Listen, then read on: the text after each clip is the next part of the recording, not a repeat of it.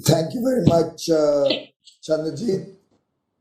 Thank you, all the distinguished colleagues, ministers from various African nations, our dear friends from across the African continent, Mr. Noel Tata, Chairman of the CII Africa Committee, other participants on this very important 15th CII-EXIM Bank Digital Conclave on the India-Africa Partnership Project.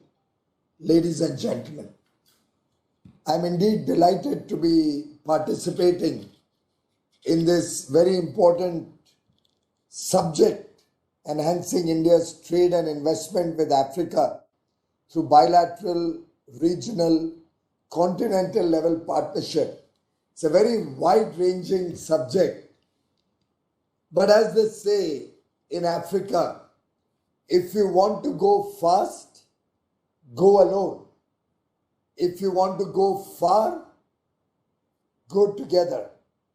And having heard all my colleague ministers today, I am convinced that working together as friends yields the best results that are mutually beneficial for our people both in India and Africa.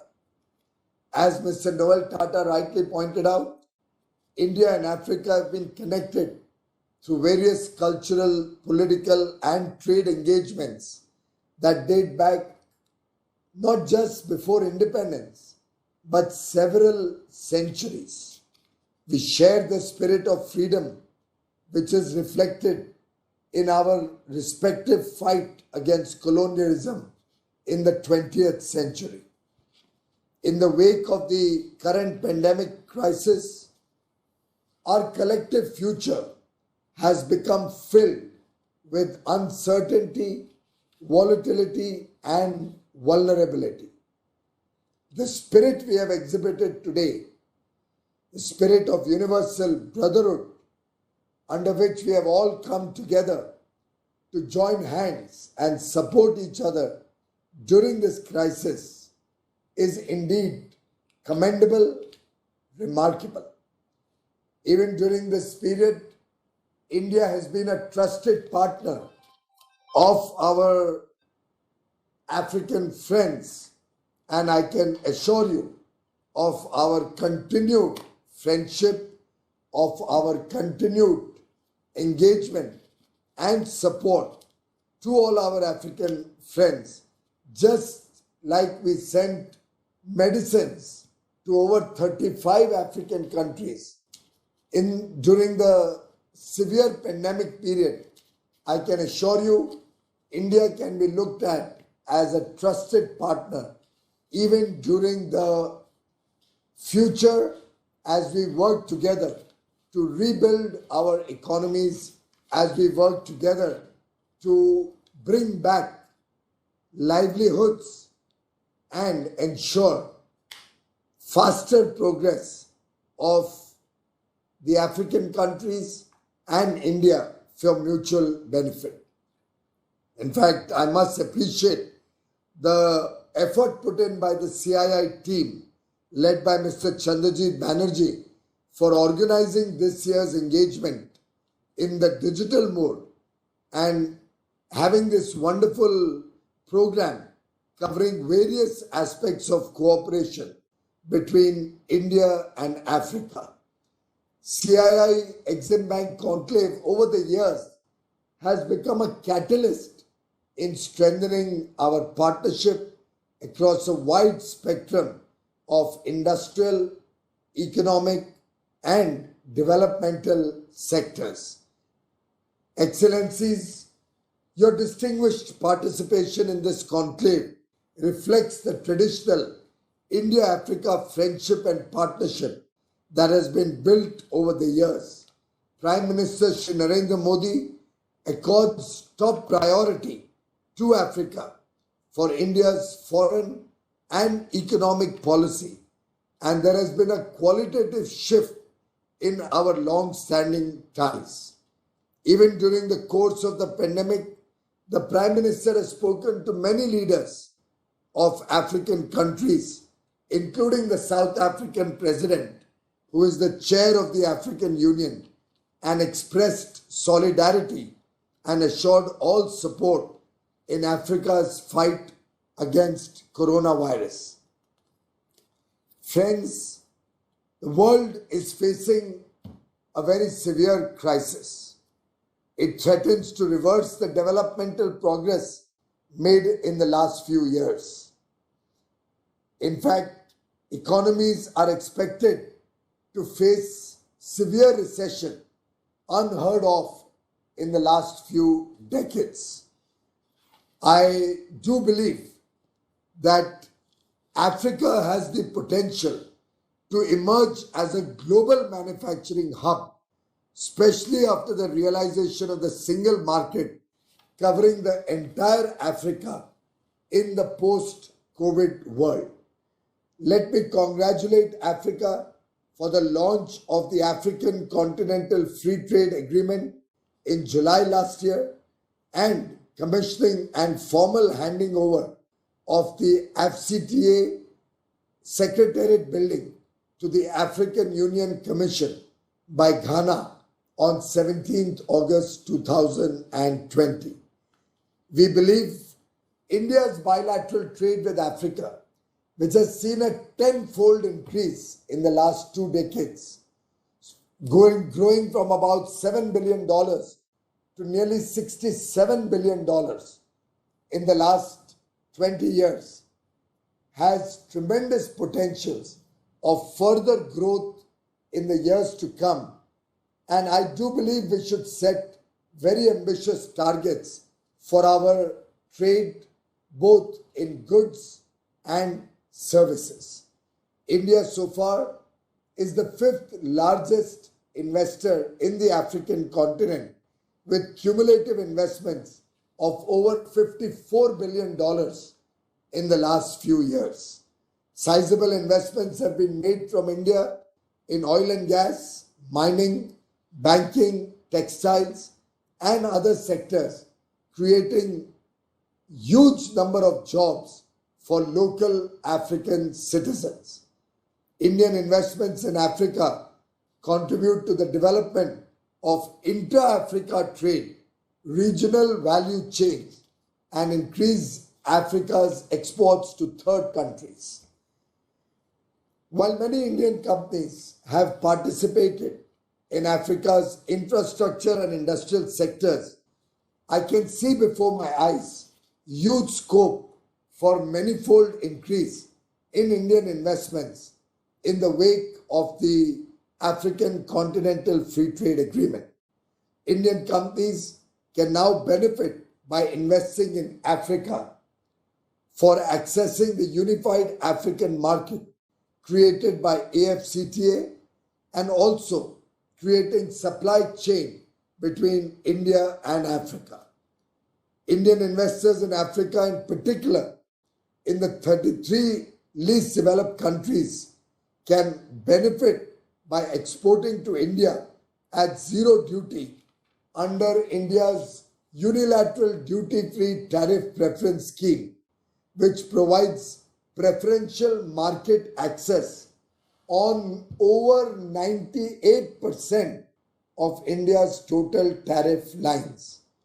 Therefore, I believe we can mutually benefit through establishment of India-Africa value chains in many areas such as textiles, pharmaceuticals, automobiles, agro-processing, and something which is India's recognized strength all over the world, information and communication technology.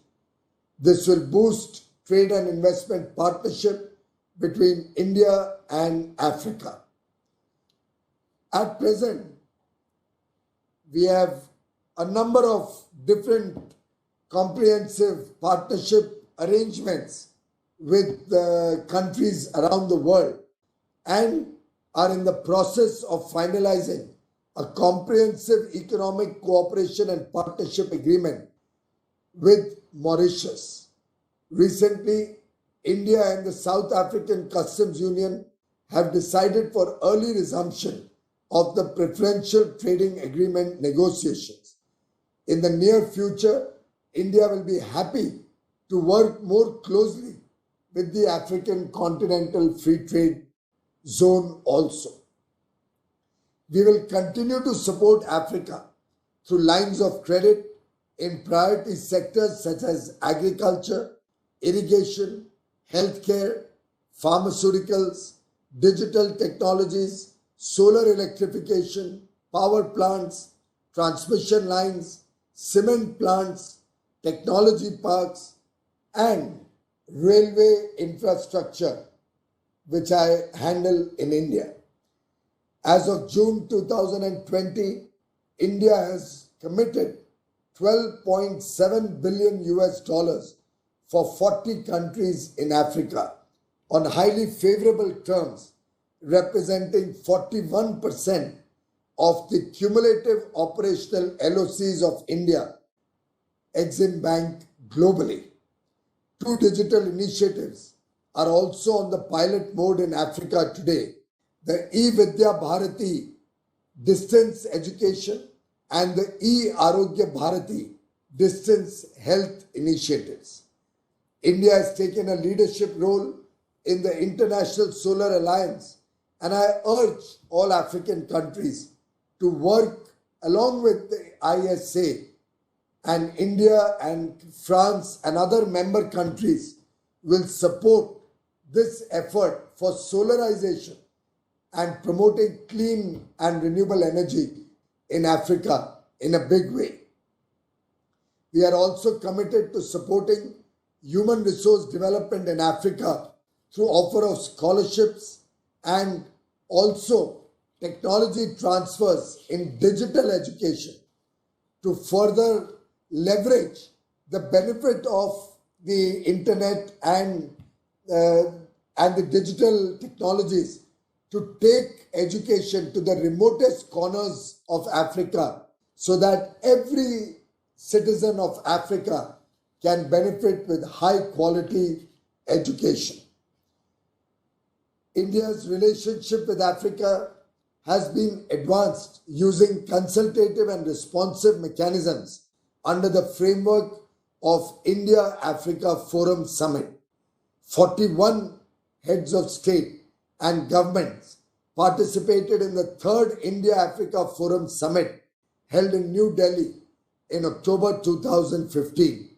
In the intervening years, India has stepped up the efforts to reinforce the political, diplomatic, and economic ties with different African countries. And it is a very interesting fact that 34 outgoing visits from India to African countries at the level of President, Vice President, and Prime Minister have been held in the last 5 years. To enhance diplomatic engagement, our government has decided to open 18 new missions in Africa, of which 9 are already operational, taking the total of Indian missions in Africa to 47. In fact, if I may say, together we represent the youngest population in the world. Africa and India are truly the future of the planet.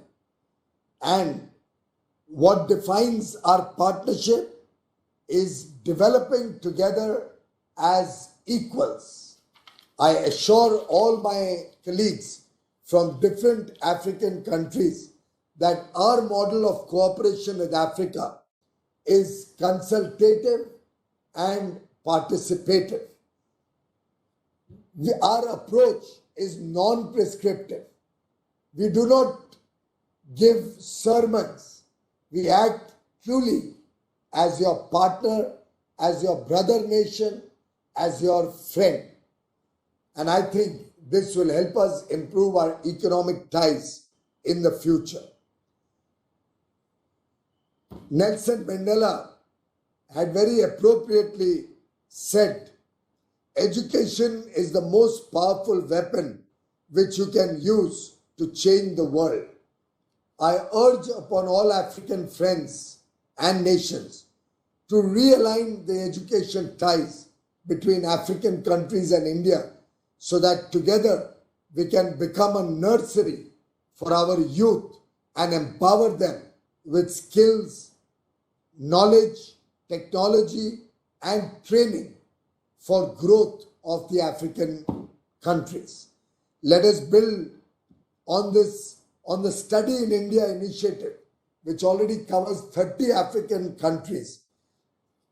Let us take this partnership beyond strategic concerns and economic benefits and make this the partnership for greater goals and shared prosperity and security.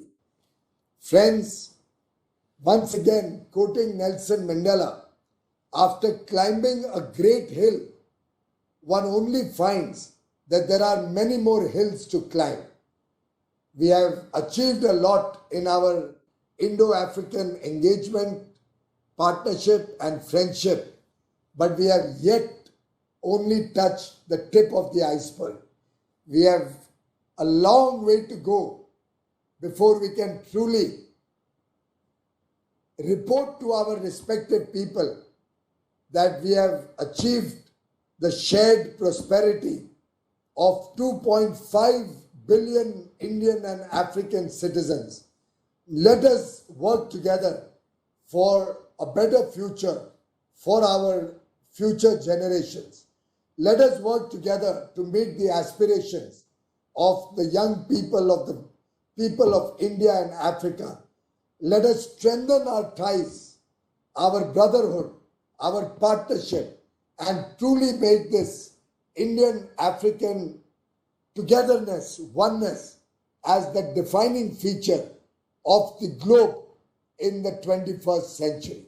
My best wishes, ladies and gentlemen, excellencies, esteemed colleagues, to you, your families, your near and dear ones, and the people of your countries. Please stay safe, stay healthy, and take care. Thank you very much. Namaskar.